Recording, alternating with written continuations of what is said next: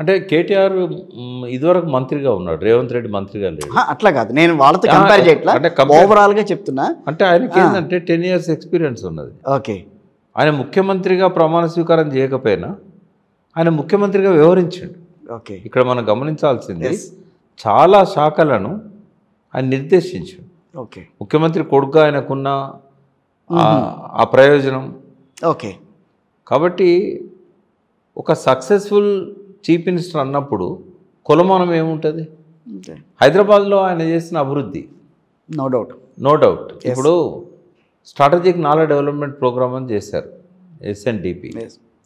అసలు ఎవరికి రాని ఆలోచనలు. అవును, వరద నీటిని ఎట్లా మళ్లించాలంటే అన్ని అపార్ట్మెంట్లకు సెల్లార్లకు వస్తున్నప్పుడు రోడ్డును తీసేసాడు ఆయన. రోడ్డు కింద పెద్ద పెద్ద పైపులు వేసి వరద నీరు రోడ్డు కిందకి వెళ్ళిపోయేటట్టు చేసి మీదకెళ్ళి స్లాబ్ వేసాడు. అవును, నాకైతే అద్భుతమైన ఆలోచన అనిపించింది. ఇంకా దాదాపు 65-70 అండర్ పాస్లు. ఒక చిన్న ఇన్సిడెంట్ చెప్తాను, అంటే ఆయన సమర్థతను మనం గుర్తించడానికి. కైతలాపూర్ ఫ్లైఓవర్ అని పడ్డది. మనము మూసాపేట నుంచి హైటెక్ సిటీ పోతుంటే ఆ రోజు ఏం జరిగిందంటే, ఆలోచన రావడానికి కారణం ఒక IT ఎంప్లాయీ అవతల వైపు ఉండి పట్టాలకు అతను అక్కడి నుంచి గమనించిండు, ఇక్కడ ఎక్కడ కూడా ఏ రకమైన బంగ్లాలు లేవు, ఇక్కడ నుంచి అవతల వైపు రోడ్డు కిలోమీటర్ కూడా లేదు, ఇక్కడ ఒక బ్రిడ్జ్ చేసినట్టయితే రైల్వే ట్రాక్ మీద ఈ హైటెక్ సిటీ ట్రాఫిక్ చాలా వరకు డైవర్ట్ అవుతుంది అని చెప్పి వెంటనే ఆలోచన రాగానే ట్విట్టర్లో కేటీఆర్కి మార్నింగ్ ఒక మెసేజ్ పెట్టాడు.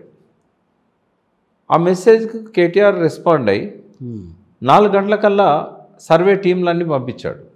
రెవెన్యూ వాళ్ళను, మున్సిపల్ వాళ్ళను, ఈ భూములు ఎవరివి, ఇక్కడ ఫ్లైఓవర్ ఫీజిబిలిటీ ఉందా లేదా, కట్టొచ్చా లేదా.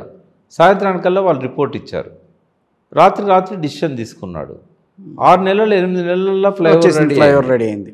ఇంతకంటే ఇంకా సమర్థతకి ఏం కావాలి? Right, okay.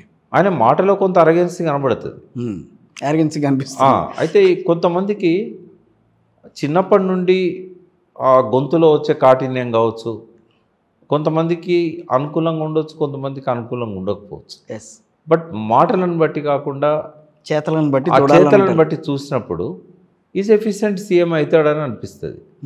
65 అండర్ పాస్లు ఫ్లైఓవర్లు ఆయన డిజైన్ చేసిన పద్ధతి సిగ్నల్ లెస్ సిటీ కావాలని చెప్పి ప్రయత్నం చేశాడు. బెంగళూరు సిటీలో అట్లాగే ఉంటాయి అండర్ పాస్లు అంతా కూడా. ఎన్నున్నా కూడా బెంగళూరు ఏంటంటే బాగా ట్రాఫిక్ జామ్ ఉన్న నగరాలలో బెంగళూరు ఒకటి. అవును, అత్యంత తక్కువ ట్రాఫిక్ జామ్స్ ఉండే నగరాలలో ఇప్పుడు హైదరాబాద్ చేరింది. అంతకుముందు హైదరాబాద్ చాలా ట్రాఫిక్ విషయము, నీళ్లను డైవర్ట్ చేసే విషయం. ఆయన అధికారంలోకి రాగానే అర్బన్ డెవలప్మెంట్ మినిస్టర్ కాగానే 2 సార్లు వరదలలో 60 మంది 70 మంది చనిపోయారు. కానీ తర్వాత